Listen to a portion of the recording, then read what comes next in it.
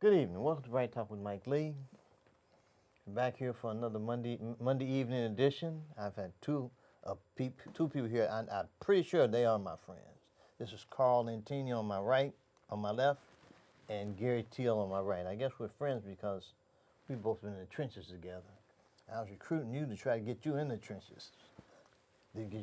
Yeah, that's tough to say to someone, hey, join me in the trench. It's not a very attractive invitation, is it? Yeah, but at the same time, the trench I took you to was Sam's Barbecue, and you just go over there all the time now. You don't want anywhere else. I do. I'm going back there. I think Gabe Neela may be having an event there. Yeah, he's having something going on there because... Well, it doesn't matter to me what it is. If somebody's having an event at Sam's Barbecue, I'm going to be there. Yeah, invite me too for that. Well, I like Sam's. Brian was on my show a couple weeks ago, and he and Gabe talked about having that event there after the show. After the show. Good. But you know, it's our spot. We took that spot.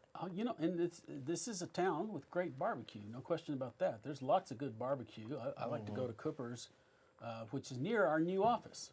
We have moved downtown now. We are no longer out there by the Domain. The Travis County Republican Party is downtown on Brazos Street. And I can walk. Where? Brazos and 9th. It's the Vaughn Building, which is a famous old Republican building. It's where Karl Rove used to be. You know, there's just a lot of people in that building, and it's not a brand new building. It doesn't have a huge marble lobby or something like that. But I'm happy to be downtown. I really, really am. Boy, you really? Yeah, I'm 5 minutes away from. You must have now. free parking. There's no such thing as free parking, and you know that. Okay. Somebody who came to our fundraiser on Saturday must have paid some of the money that goes toward my parking bill. That's true. Because you have to have, Now, going downtown is a nightmare. I want people to understand that my parking place is outside on a surface lot. So my car's 150 degrees on the inside when I get into it. I don't want anybody to think that I have an air-conditioned, shady spot where I get to park my car. This evening is kind of show I kind of like to do. Have two normal people and me, Abby normal, so to speak. But Normal people. I don't think lawyers are normal. Something's wrong with all of this. I think it's training. But one of the loves I've always had is politics. And there's a lot going on all the time. When I first spoke to you guys a few days ago, McCain was still alive. They hadn't had a shooting up in Jacksonville. But I think those are just signs of the times. I know that when I was working at Judicial Watch back in Washington, D.C., back in the middle to late 90s, there was in the office, we used to talk about the culture war. And the so-called right used to deny, no, there's no culture war. And now we have Antifa for your pleasure. But at the same time, I guess they were right. There was no culture war because the conservatives weren't fighting back, which is one of the beefs I have with my brother conservatives. I'm a conservative, but for over 50, 60 years, it's been really a policy. I remember reading the guy, Edward C. Banfield, back in college. He worked in the Nixon administration. He talked about benign neglect. To me, that's what's been going on. It's like, to me, it seems as though conservatives act as though the black community does not exist. Except it seems that President Trump, it's not that I don't know that he's trying to change anything particularly, but he's done so, he's made some gestures and done some things. He pardoned Jack Johnson. He offered up to Chicago where they're killing up black people left and right and no one cares. And this guy, John James, up in Michigan, I think I may have sent you that article. Yep. Yeah, I saw that. He hadn't endorsed that guy now. He was in a race against Stabenow? No, he's going to race Stabenow. He won the Republican nomination. Right, the primary. But the guy he was running against had said some things about him. That my friend Tim, I think I said when I sent you guys that article.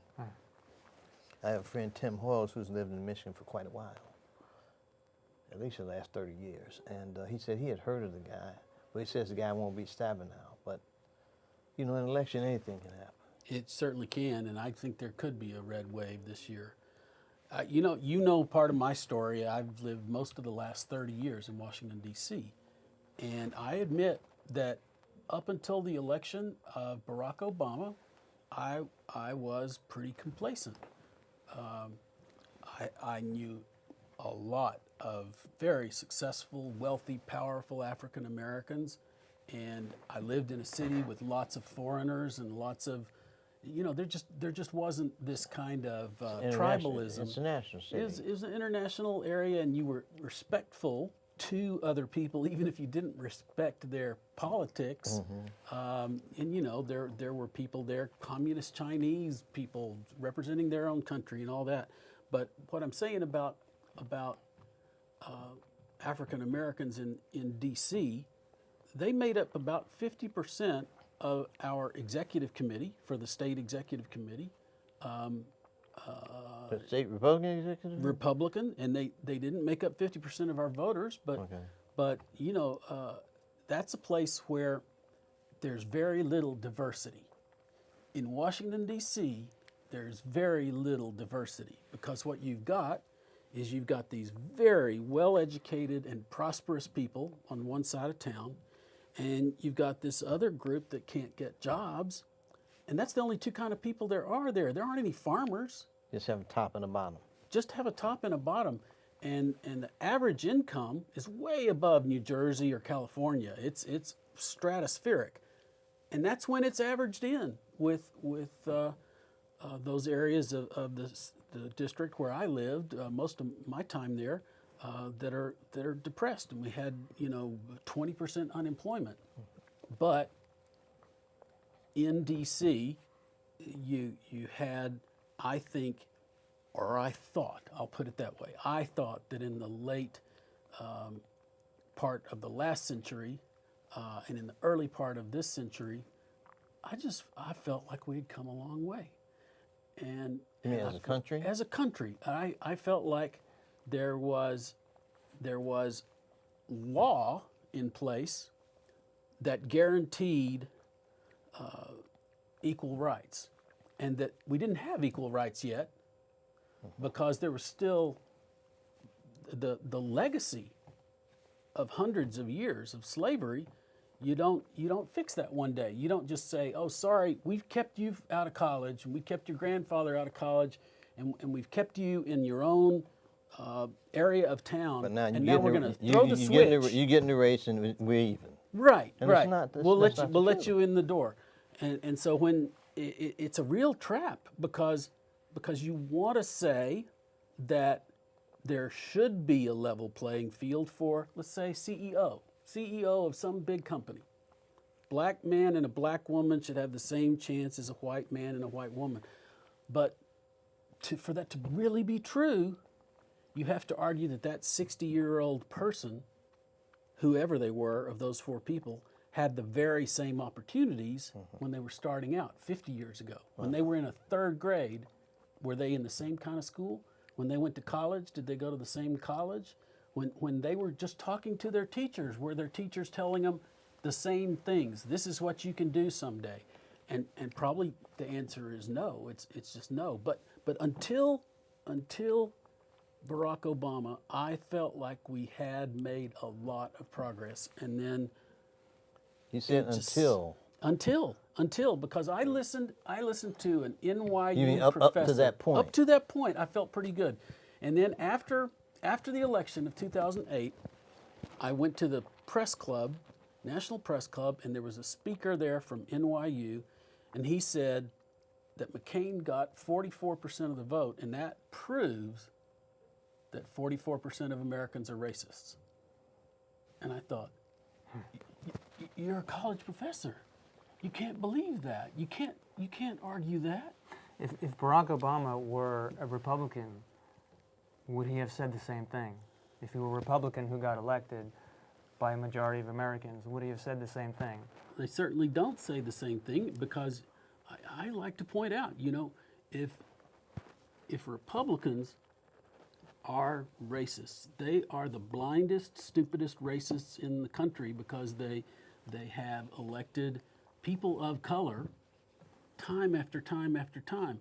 There's no way that the South Carolina voters were unaware that Tim Scott was a black man. Right. And then I hear people on the Democrat side say, well, he's just a token. He's just there for the photograph. I said, how do you think American politics works? Do you think somebody called down to South Carolina and said, hey, man, we got to have some black guys. You guys drew the short straw, so you get the black senator? That's not the way it works. This people of South Carolina, first of all, had a woman whose family is from India as their governor, and she chose him to be appointed to the Senate. And then when he had to run, they chose him again. 2010 was a long time ago. But in 2010, there were 3 Hispanics running for statewide office. Just 3 in all of America. All the governor's races, all the Senate races, 3 Hispanics. It was Susana Martinez. It was Ted Cruz was in that? no, not that one. He wasn't in that? He was a couple of years after that. Rubio was one of the 3, and Brian Sandoval was the 3rd one. All 3 Republicans. All three were unusually conservative. I mean, that was the year in Florida that the establishment candidate was Christ, and the conservatives rose up and said, no, we want this kid Rubio. And so conservatives voted. And this is during the time when they're electing Bobby Jindal. These are people in the South. And again, did they look at Bobby Jindal and think that he came over on the Mayflower? I don't think so. Probably not. You know, Alan West, did they think that his family came over on the Mayflower? Did they think that his family owned Tara and had a bunch of slaves? I don't know what. So all 3 of those Republicans were nominated by conservatives, and all 3 of those Republicans won in 2010. Well, the thing that conservatives have not done is publicize, speak for themselves. They've allowed the so-called mainstream media to say who they are, essentially to demonize them. Well, and they've said nothing. They're the guys who have the microphones. It's not that conservatives like you and me are unwilling to make this case. We're trying to make this case. Now, I'll admit this. I think a lot of times conservatives just tend to let these things speak for themselves. Folks like say conservatives have jobs. Well, yeah, we're sort of busy, and we didn't divide up the pie and say we've got to have X many people who are of this color and X many people who are of that color. I realize that I was living in a bubble now. I realize it because I heard other people from other parts of the country tell me, you're thinking that things are better than they really are, because there are still people out there in rural America who are telling jokes that you would be shocked by and saying things that you would be shocked by. So I probably was living in a bubble. I mean, to want everyone, to want everyone in the country to not have bias is insane. Well, We all have bias. When I watch TV, if there's a game going on, I'm going to root for the team with the black coach. I mean, that's just real. That's what I'm rooting for. If I see a squad out there, the one that had the most black players, I'm gonna end up rooting for that one. I'm gonna be pulling for that one. And that's not. After hundreds of years of just brutalization, that's just voting for the underdog. You're rooting for the guy who probably had a harder time getting there. You're not rooting for him because he's a black person. You're rooting for him because he worked harder probably. He probably worked harder just to get to the same place. And I won't see him win. I think that right there is the key as far as who conservatives vote for based upon who they are and what they do. Conservatives, and probably most people in this country, believe in hard work. They may not do it, but you know that to achieve anything, you have to really work for it and bust your rear end.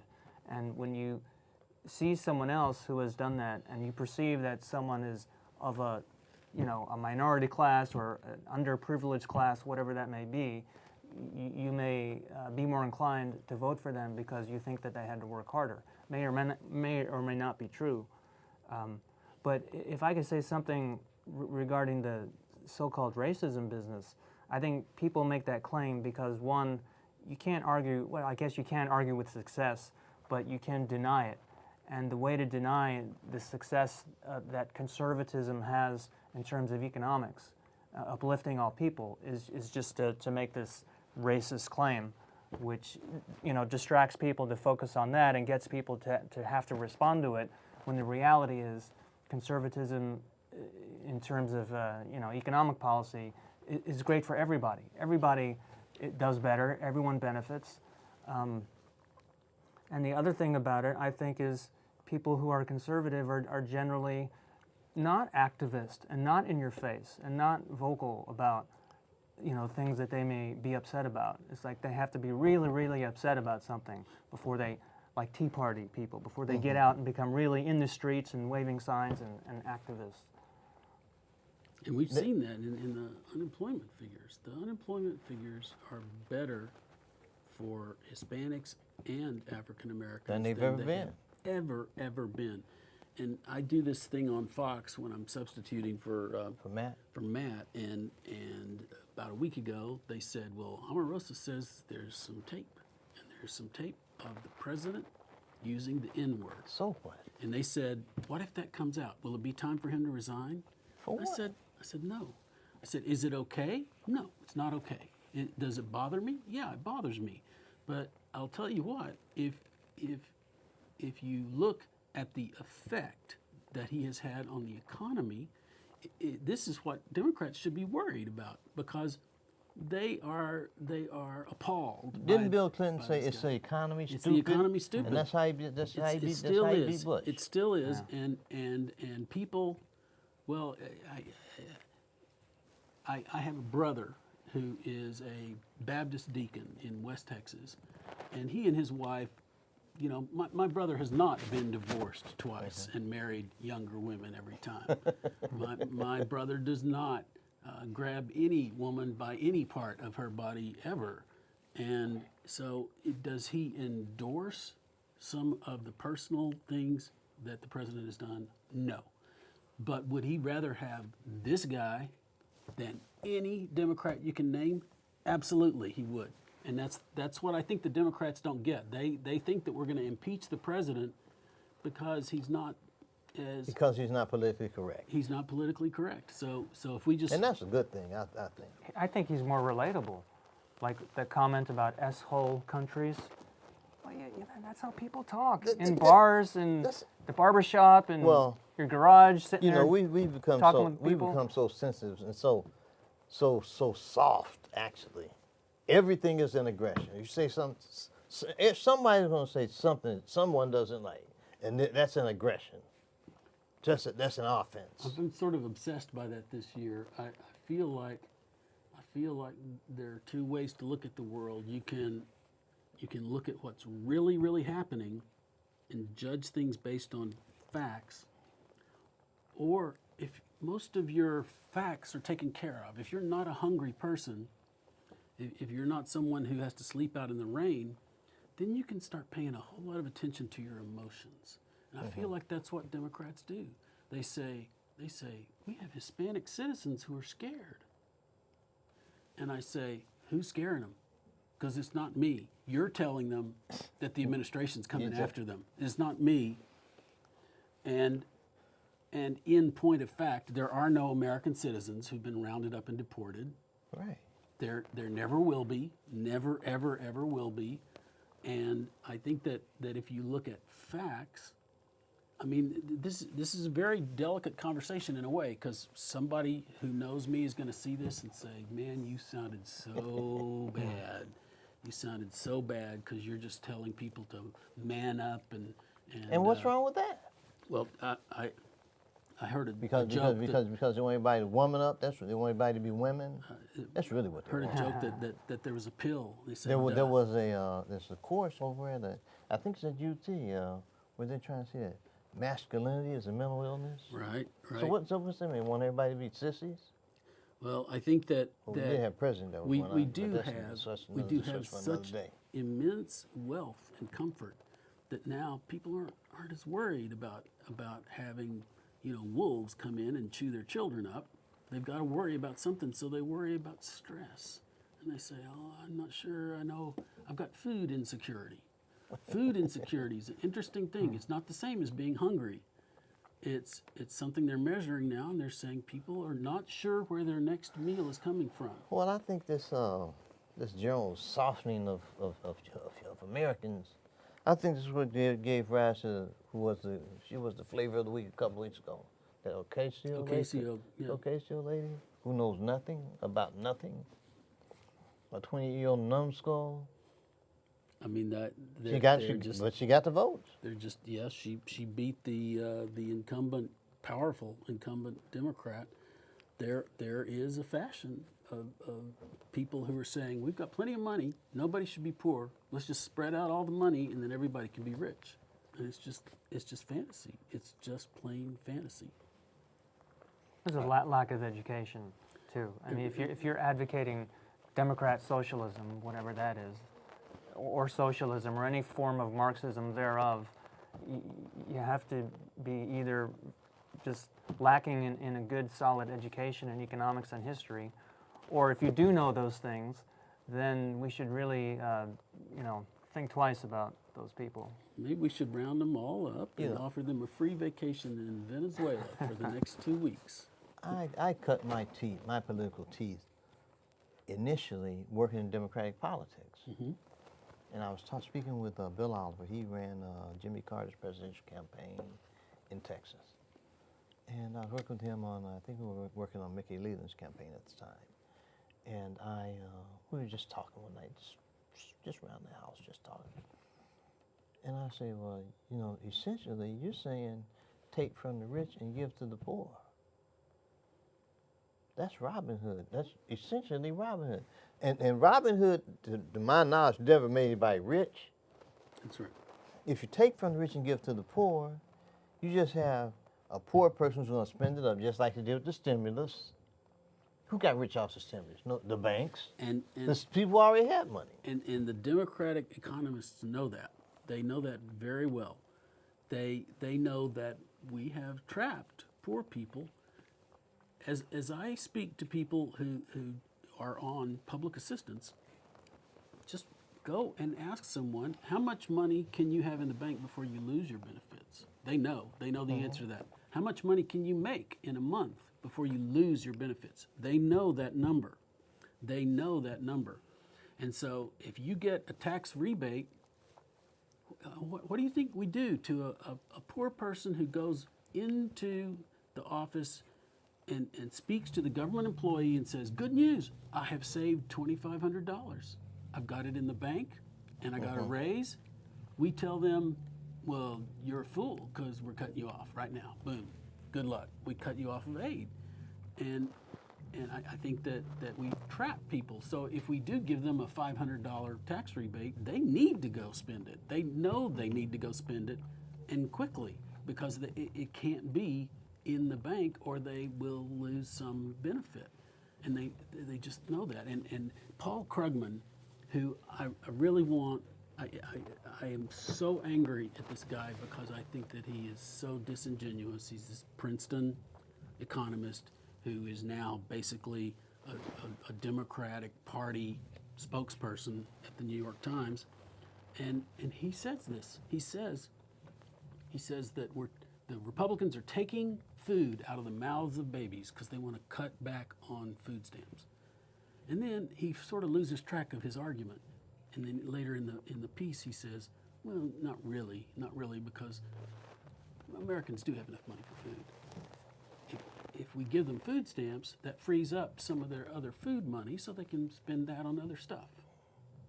So he knows, it's so cynical, he knows that we're not taking food away from people.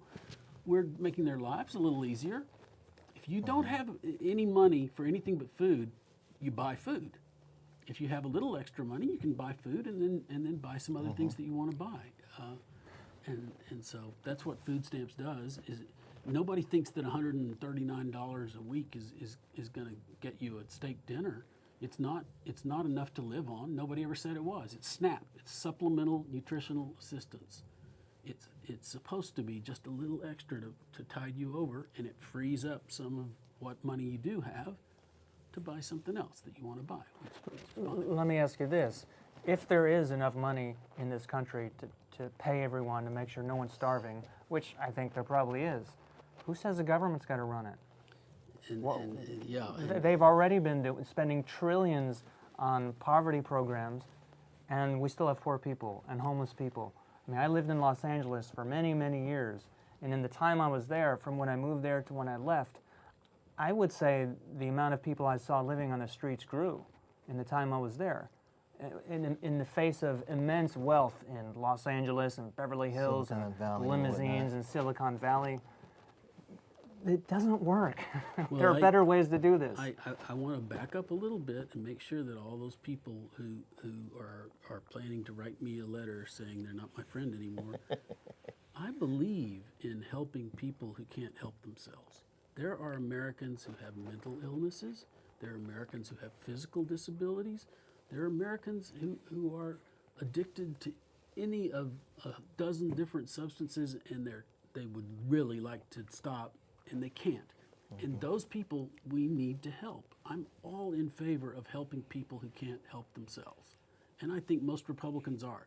Not all of them. I mean, I certainly run into a lot of those people who say, you know, everybody should fend for themselves, but they don't get elected to public office. Right. Well, if you ever get into a conversation with someone like Paul Krugman, ask him, how much money did you donate to charity last year? He had a job. What percentage of your salary? He was getting $200,000 or $300,000 a year from a public university in New York to be a sort of representative. He would like go to their fundraising meetings and drink wine with people, and they were paying him a couple of $100,000 a year to do that. You ever notice how all Sweet these guys with all these bright socialist ideas are using universities, and they don't have to work at a job? And you know that's the answer to a big riddle. Why is academia so Twisted? liberal?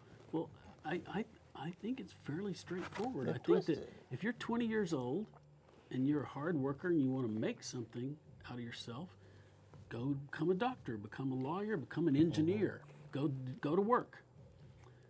But if you sort of like want to make the world a better place, then maybe you go into the arts or you go into teaching or something, and You you're go not, to teaching, get tenure, and then you're maybe then you're write set. maybe write a book about something that you feel like writing about, Right. and you can't be fired. And You I don't have to worry about it. my You're not parents were accountable to teachers. anyone. My parents were teachers. My daughter is a teacher. I admire teachers. I don't believe in that thing where they say if you can do something you do it, and if you can't do anything you teach. I don't believe that's true. But I believe that people who are ambitious, that doesn't mean they're better people. It means that they want to make some money for their family. They tend to get jobs in private industry, and they tend to vote Republican. And I used to think that money was bad, and that sounded terrible. People want to get rich. And then I was watching a squirrel make his nest one winter, and I thought, that squirrel is taking better care of his family than I'm taking care of mine. He knows he needs to have a comfortable nest for his family. Well, I just think that this culture war that has been going on for at least since the beatnik days. Oh, maybe before that. I think that there's a struggle between liberals and conservatives. Conservatives say things are pretty good. Don't mess anything up, okay? Things are pretty good. Let's keep what we've got. And liberals say, no, things could be better. Let's make a perfect world. We're not sure how they could be better yet, but they could be better. So let's break a bunch of rules and let's try, like marriage. Marriage is old-fashioned. Let's all break up. Let's have babies, but let's don't get married, and let's see how that goes. Let's see how it goes. They want change. Let's look before you leap. And conservatives say, well, let's hang on to that. And if there were no liberals in the world, we might still have segregation.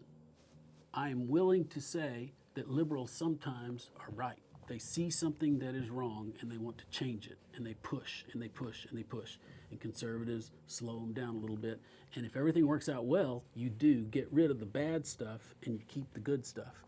But something like marriage, I know some young women who do not have a husband, and I know that there are good reasons. Some of them had a partner who beat them, and I don't think that they should have to stay with a partner who beats them.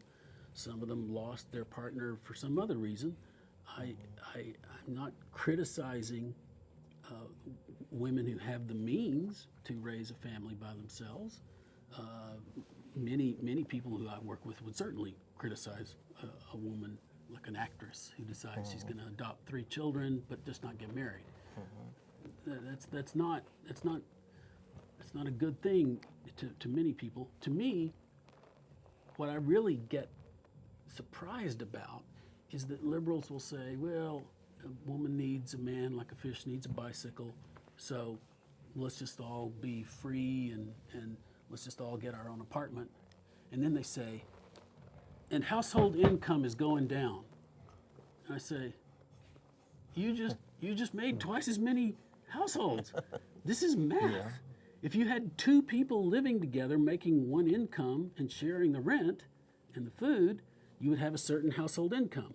If you think it's okay for the mom to raise the kids by herself, and you think it's okay for that man to just go on and do something else, then you just created 2 households, you've divided it in 2, and so stop telling me that it's a crisis that's been created by some kind of evil capitalism force. It's a crisis that's been created by telling people that they can have a family without having a partner.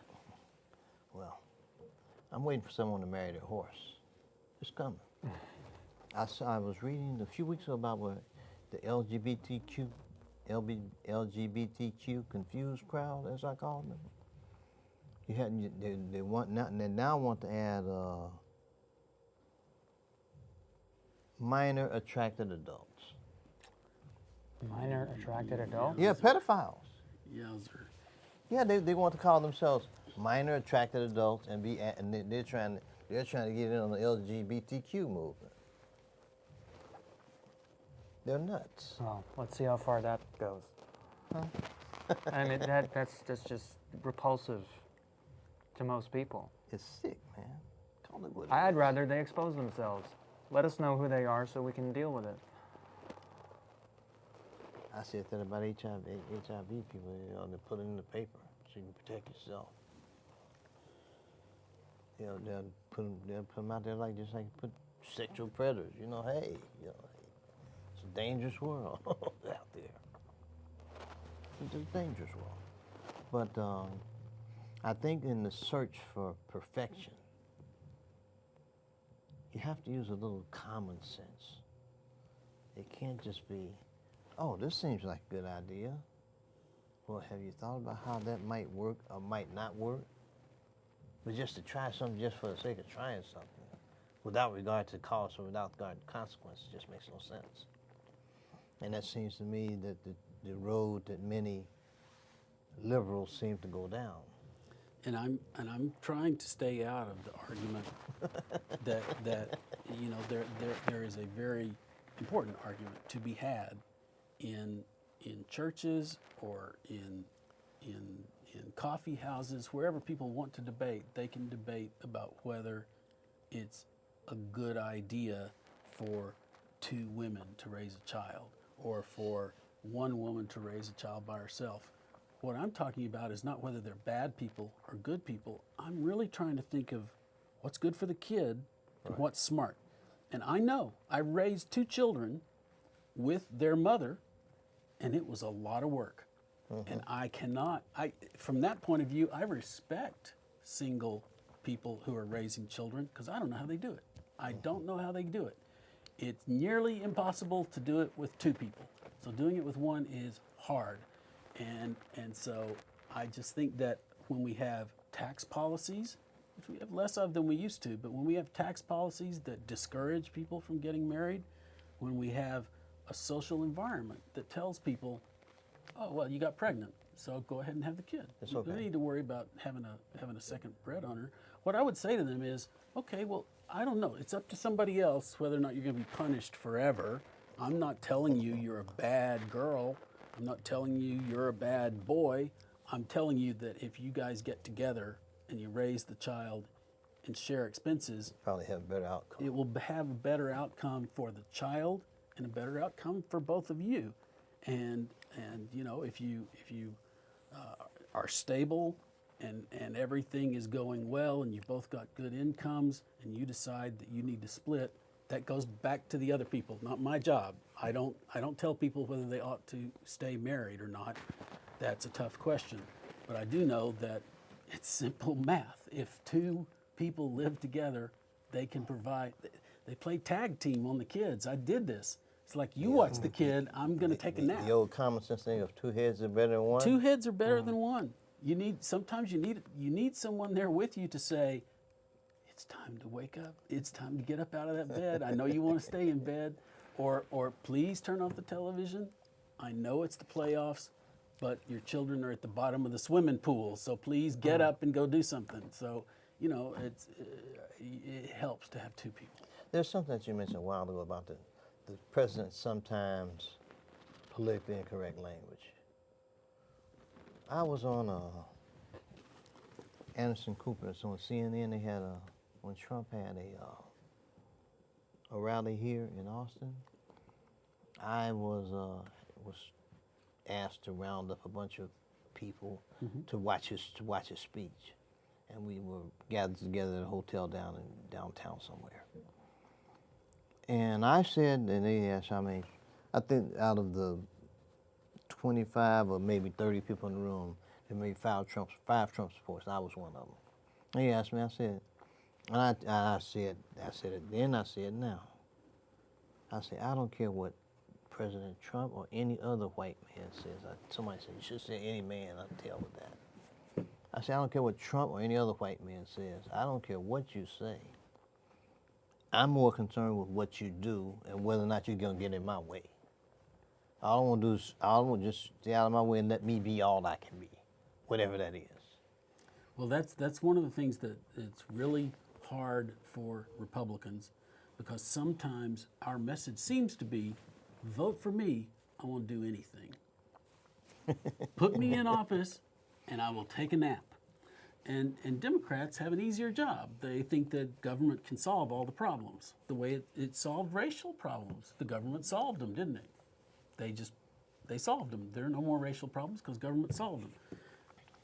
Obviously, government cannot solve all problems. And so they can run for office and say, if you elect me, I will build this bridge. I will give you this, I will give you that. Create a program where all the people in the world can come and live here in Austin, and they'll all live in the Austonian Tower, and everyone can ride a trolley back and forth to the juice bar, and we'll have a paradise on earth. If you elect me, I will make that happen. And Republicans say, I won't make that happen. If you elect me, I'm going to try to take apart some of the rules. I'm going to say, if you want to sell barbecue by the side of the road, we'll probably have some minimal regulations. It'll be easier for you to get your permits. Right. You know, they nearly got rid of the barbecue restaurants because of air pollution. There was the smell and the smoke from barbecue. They were saying this nearly became a pollutant here in Austin. And I wasn't here at the time, so I don't remember the whole story. But I bet you Franklin's Barbecue bought it to a close. Yeah, so they I mean, I think they came to their senses, but they're. You know how to make the world a better place. Here's how you do it. You make yourself better. The onus of making the world a better place, it's too big. Nobody can do that. We can't even do it collectively. You know, how do you corral 330 million Americans to make the world better? You've got to focus on yourself, I think. The individual. And, right, exactly. And uplift yourself, educate yourself, improve yourself, the grow. Democrats interrupt you and they say, well, what do you mean? You got to think of yourself. That's horrible. You're the most selfish person I've met in the last 2 years. I'm responsible for everything that I say and do. It's my job to make myself happy. That's my responsibility, not anyone else's. You know, if I succeed, great. If I fail, I have myself to blame. Well, I think that what government does sometimes is you're right, it does the opposite. It takes away our responsibility. If anyone in Austin is driving down the streets and they see a drunk or high individual stumbling down the sidewalk, they might call the police or someone and say, there's a guy who's going to hurt himself. Or they might not do anything. It's very unlikely they're going to pull over and say, can I help you? what's wrong? What can I do? Have you been hit by a car already? What's going on here? Because I think that most people who are good people, they think of themselves as good, honest, hardworking, helpful people. They see a problem in our community and they say, I paid my taxes. The government ought to take care of that problem. There ought to be a program. There shouldn't be any homeless people in Austin. The government should do something. And so it takes away people's motive to do anything. To do anything for themselves. And they, if you come to someone and say, we're doing something for the homeless and we need $10,000, I think most Austonians will say, I already paid my taxes and they've got those facilities, so I'll let the government take care of that. And that's my objection to when someone says, well, you're saying you got to think about yourself. I don't think that's what you meant. You meant I'm going to look out for myself, and if I have some extra resources, I know that I'll be a happier human being if I do something to help some other people too. You know, what I cannot understand at all, I don't even can't even begin to grasp, is that it's not obvious, isn't it? It should be obvious that 60 or 50 or 60 years of welfare has accomplished nothing. Well, there's mathematically We there's still always going to be have- like a bottom 20%. Even if we all made $100,000 a year, there'd be somebody on the bottom 20%. So as long as you define poverty, like let's talk about poverty today compared to poverty in 1920. I mean, people today at the bottom 20%, I don't want their life. I don't live that way. I don't make a lot of money right now, but I've got a good education and I've got choices in my life. I feel very fortunate. You have a chance. I have a chance, and some people don't. Some people in the bottom 5% in Austin, they've got terrible lives, and I feel sorry for them. But almost every one of those people has a better life than their grandparents did. Almost every one of them, because their grandparents lived in a world with polio. They died at 65 or 70 years old. They lived in a world where Hitler was killing everybody he could based on what kind of church they went to. They lived in a terrible world compared to what we live in today. In terms of race relations, they didn't live in a world where people have secret prejudices. They lived in a world where if your skin is this color, you can go drink at the different water fountain. And they had it marked. They had it marked, and you can't go into the movie theater in the same door. You can't sit at the front of the bus, and so that frustrates me when young people say race relations aren't any better than they were in 1960, and I say you were not there. I was 1 year old in 1960, but my first grade class was segregated, legally segregated. There weren't any black people in my school, and it wasn't because they didn't live in that neighborhood. It was because it was illegal for them to go to school there. I'm that old. And by the time the second grade rolled around, it was integrated by law, and there were still no black people there because they lived on the other side of town in one neighborhood. So, things were bad. Things were very bad back then.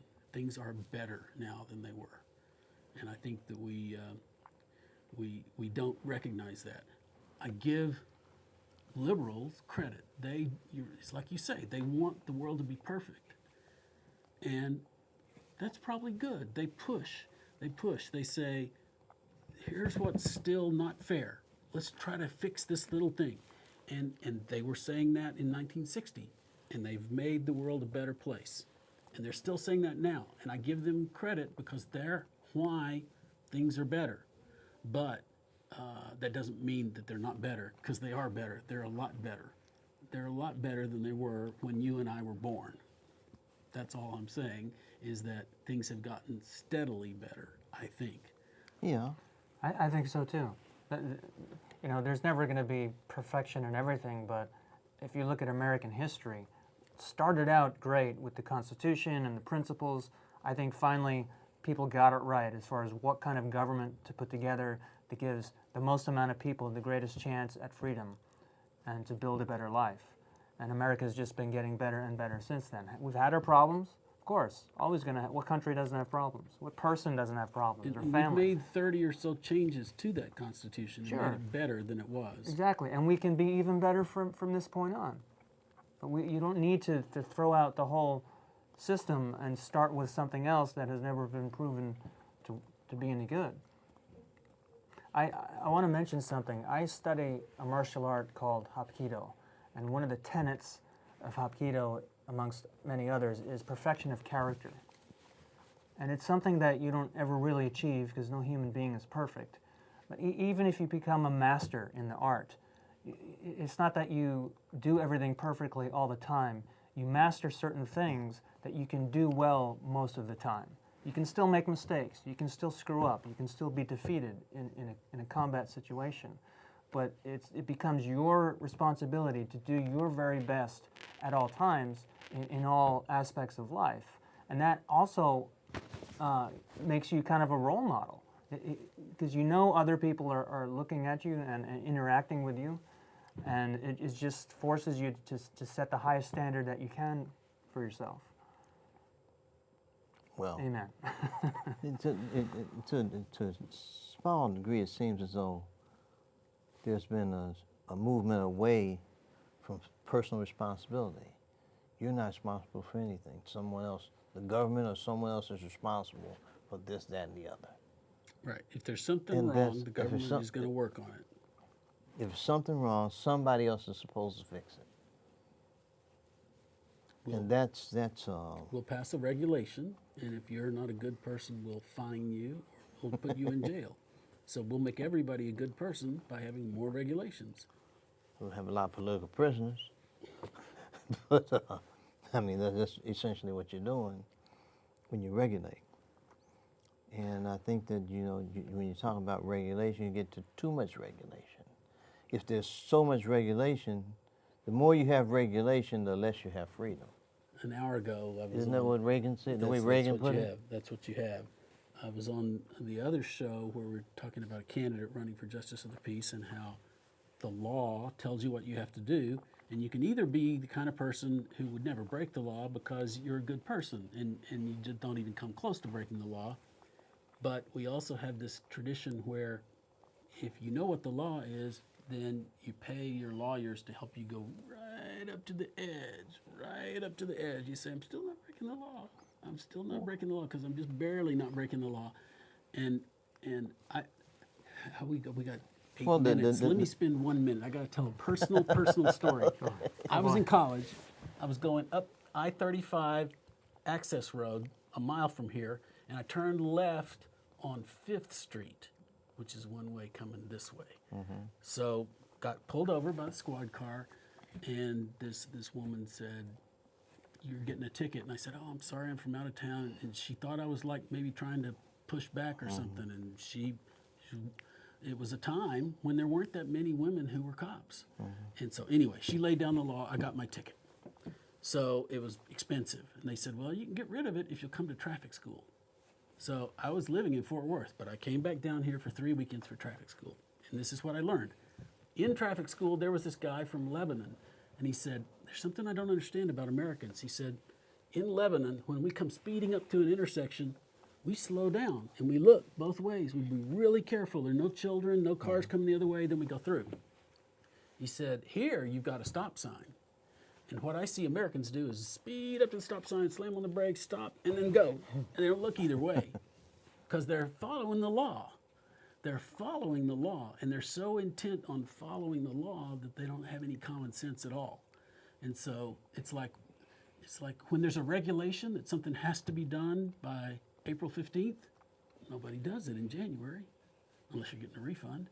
So whatever the law is, you push it and push it and push it, and that I've ran out of my time on the personal story, but if there's a legal ruling that says that you must have 8% people of color in your corporation, they don't start hiring fairly and end up with 20%.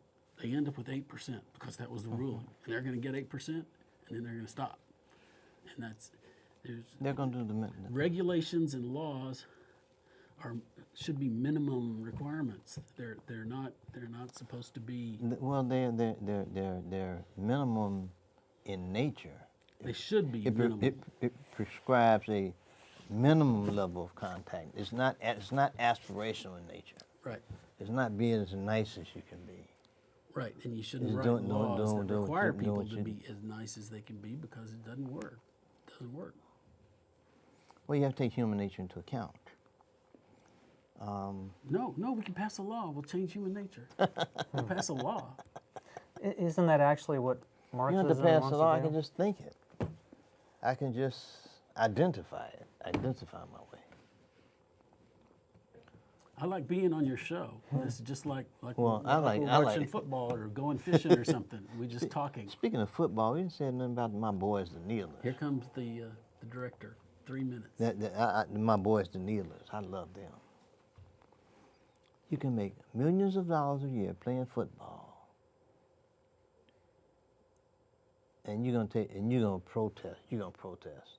That's the most asinine thing I've ever seen. Well, I mean, why not make the money, and then invest it or do something with it to help somebody else? Right. Take that money and that public attention, that spotlight, and then form an organization and do publicity Do and help something. people. Build a Do shelter, something. educate, scholarships or something. and there are football players who've done that, of course. There are lots of football players who've made a ton of money and they've used that to help people, and we know that. That's a great thing. I tend to put it down to youth. I mean, these are people who are almost all in their early 20s because they haven't had their arms and legs broken to the point that they can't play anymore. And they went to college and didn't learn a darn thing. Well, they didn't need to learn anything in college No, because, they- they were carried in a sedan chair from classroom to I classroom. know of a guy who told me. He said he was the academic advisor at Ohio State. Told me, he said, Michael, I can keep a gorilla eligible for 4 years. A gorilla? That's what it did. Was that a racist statement? No. Yeah, He just said he could keep a gorilla eligible for 4 I know, years. a ham sandwich, in other words. Yeah, he could keep a ham sandwich. He could keep a little snapping Pekingese dog eligible for 4 years. Gee. That I would like to see. Apparently it's happened. There was, I did a lot of study in sports law. This is about 20 years ago.